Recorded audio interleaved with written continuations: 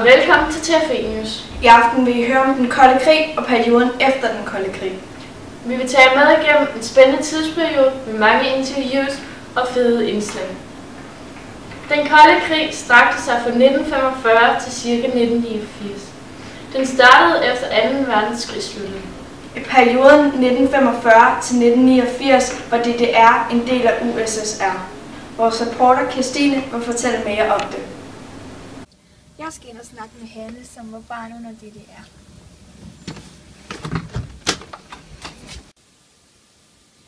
Hanne, du var barn under DDR. Hvordan var det? Jeg troede selv, det var godt, og partiet SED det bestemte alt, og jeg fik fortalt, at DDR var godt og et demokratisk samfund, og der var propaganda, der altid meldte sig om, hvor godt vi havde det, og der var skilte og budskaber om, hvor godt det var i tv og skole og børnebøger og aviser. Og vi skulle være med i en børne- og ungdomsforening, og hvis vi ikke gjorde det, så kunne vi blive nægtet vores adgang til en drømmeuddannelse. Hvad med dine forældre? Havde styret nogen effekt på dem? Ja, hvis de var rigtig flittige, så fik de belønninger som for eksempel et ferieophold eller medaljer. Og jeg oplevede det flere gange, at de fik ferieophold og medaljer, når de havde været flittige. Og det var det arbejderne havde magten. Og så skulle man holde til ilden for at fortsætte med at give sit arbejde. Og det blev overvåget af SED-folk fra deres arbejdsplads, så det var det eneste frirum, de havde. Men hvordan reagerede du så, da du fandt ud af, at DDR ikke var sådan, det du troede, det var?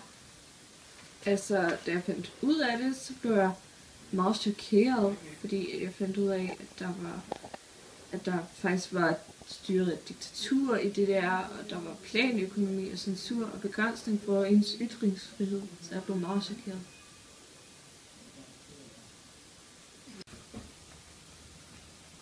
Hvordan oplevede du og din familie Stasi? Altså jeg personligt, jeg opfattede det som en rigtig god ting, fordi at jeg føler, at hele min familie, vi følte os trygge, og det med, at vi får ferieophold, det synes jeg også bare, det var rigtig godt, så jeg troede ikke, der var noget ondt ved det overhovedet, eller noget dårligt.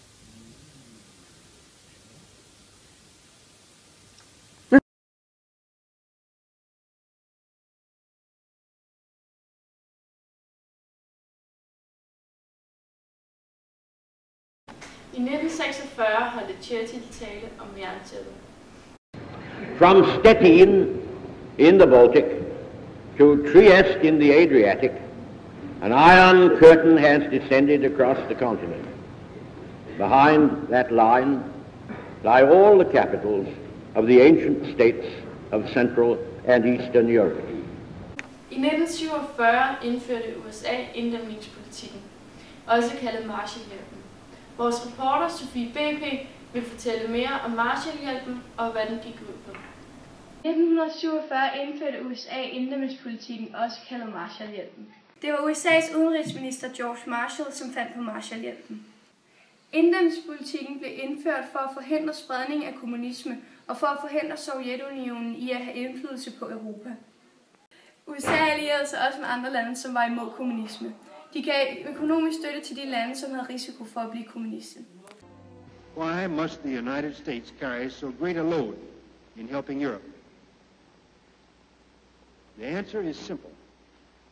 The United States is the only country in the world today which has the economic power and productivity to furnish the needed assistance. The 6 8/10 billion proposed for the first 15 months is less than a single month's charge of the war. To be quite clear, this unprecedented endeavor of the new world to help the old is neither sure nor easy. It is a calculated risk. It is a difficult program. And you know far better than I do the political difficulties involved in this program. But there's no doubt whatever in my mind that if we decide to do this thing, we can do it successfully. And there's also no doubt in my mind that the whole world hangs in the balance as to what it is to be. Året efter den indførte politik sagde Danmark og 15 andre EU-lande ja til Marshallhjælpen. Pengene fra inddæmningspolitikken skulle sætte gang i en europæisk udvikling efter 2. verdenskrig. Danmark modtog altså 1,7 milliarder kroner i årene mellem 1948 til 1953. I 1955 blev der indgået en forsvarsalliance mellem de socialistiske lande i Østeuropa. Den blev også kaldet Warszawapagten. Midt i den kolde krig i 1955 blev der indgået en forsvarsalliance mellem de socialistiske lande i Østeuropa. Denne forsvarsalliance blev kaldt Warszawapagten. Medlemslandene af Warszawapagten var Albanien, Bulgarien, Polen, Rumænien, Sovjetunionen, DDR, Tjekkoslovakiet og Ungarn. De skulle hjælpe hinanden militært i tilfælde af angreb. Pagten blev ophævet i 1991 i forbindelse med kommunismens sammenbrud i Østeuropa. Denne alliance var en tyk streg under den store kommunistiske Øst- og Centraleuropa, da Sovjetunionen var mest dominerende. Warszawapagten blev formelt kaldt Traktaten om Venskab, Samarbejde og Gensidig Bistand.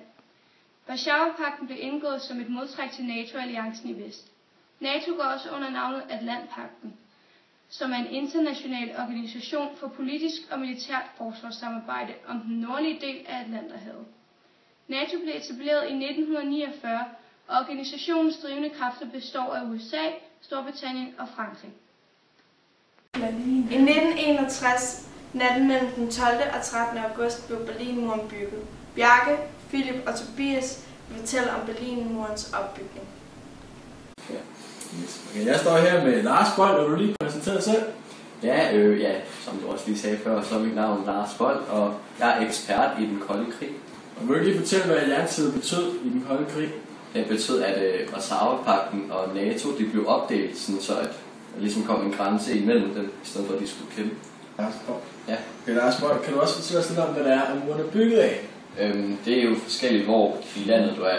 I Berlin, der var muren bygget af beton, og sådan mere ude på landet, der var det bare hegn og vagter, der stod og bevogtede den. Kan du så sige, hvad grunden var til, at muren faldt? Ja, det var fordi, at den østlige side var meget utilfredse med det, fordi de var meget fattige, og den østlige side, den havde også, det var mere partistyret og diktaturagtigt. Og i Vesten, det var mere eller mindre bare som det normale Tyskland. I 1969 landede Neil Armstrong som den første mand på månen. Vores reporter Sebastian vil interviewe Lasse, som er ekspert i den kolde krig.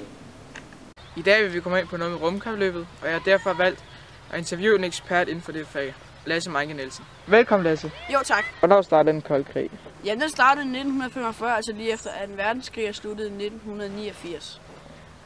Hvad var en af højdepunkterne? En af højdepunkterne var selvfølgelig det der rumkapløb, som var mellem USA og Rusland. Hvad var det helt specifikt rumkapløbet det gik ud på? Jamen, rumkapløbet gik ud på, at der var to kæmpe magter, som var USA og Rusland. Det handlede om, at de kæmpede om, hvem der skulle være den bedste og største nation i hele verden. Vi går indenfor, hvor Lasse han har et indslag, han vil vise os. Og fortælle os lidt mere detaljer om rumkapløbet, og hvad det mere gik ud på. Hej og velkommen til dette indslag, hvor jeg, Lasse Meinke Nielsen, vil fortælle om den kolde krig. Vi går indenfor, og vi starter, hvor vi slap. En af måderne, at de to kæmpe nationer kunne blive den største nation i hele verden, det var at komme ud i rummet. Fordi hvis man styrer rummet, styrer man også jorden. Det var meget afgørende at komme først, fordi så kunne man nemlig vise, hvem der var den største nation. Det viste blandt andet, hvem der var klogest, hvem der havde den bedste teknologi, og hvem der havde de bedste tænkere. I starten sendte Rusland Sputnik op, og senere sendte de også Albert den anden og Leica op. Albert den anden var en abe, som overlevede sin rejse i rummet, hvorimod at Leica, hun døde desværre, da hun ikke kunne tage presset. Grunden til, at man sendte disse satellitter op og forsøgsdyr var, at vi ville gerne se, hvordan vi måske ville klare rummet, når vi en dag kom derop. Men i 1969 skete det så. USA satte den allerførste mand på månen. Han hed Neil Armstrong. I dag er der mange teorier om USA overhovedet har været på månen.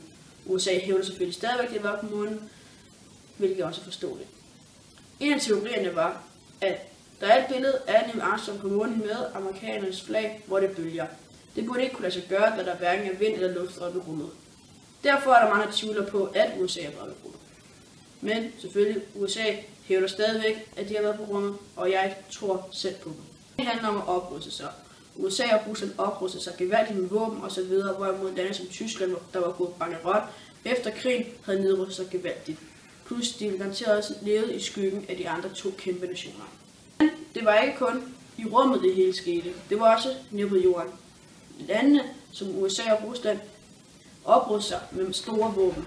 De havde blandt andet atomvåben, langdistanceraketter og kortdistanceraketter og andre meget farlige våben. Langdistanceraketterne kunne flyve med en radius på 2.000 km, hvorimod at kortdistanceraketterne havde en radius på under 2.000 km. Atombomberne havde en gevaldig ødelæggelse, som var meget farlig. Håber jeg kunne give jer et indblik i den kolde krig, rumkapløbet og meget mere. Tilbage i studiet. Den 9. november 1989 faldt Berlinmuren. Vores reporter Nadia vil fortælle os mere om Berlinmurens fald og konsekvenserne bag det. Efter 28 år med murens opdeling faldt den endeligt i 1989, natten mellem den 9. november og den 10. november. Årsagen til murens fald var det stærke pres fra befolkningen om rejsefrihed. Det, som endelig fik muren til at falde, er nøjagtigt de samme problematikker, som i 1961 fik Sovjetunionen til at rejse muren, nemlig flugtbevægelsen. Man fjernede derfor muren for at undgå udrejse fra Sovjetunionen.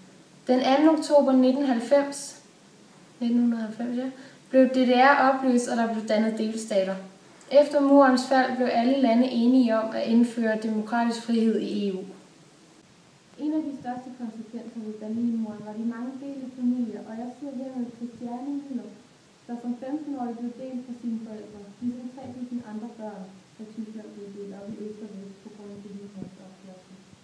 Men Christiane, hvordan var det at bo i Tyskland, da Berlinmuren var der? Det var en rigtig mærkelig og skræmmende tid for mig, for jeg var som sagt kun 15 år gammel, da jeg blev skilt fra mine forældre. Jeg var på ferie hos min søster i Østtyskland, og mens jeg var der blev jeg skilt. Hvornår fik du så lov at komme hjem igen? Altså, fik du lov til at besøge dine forældre?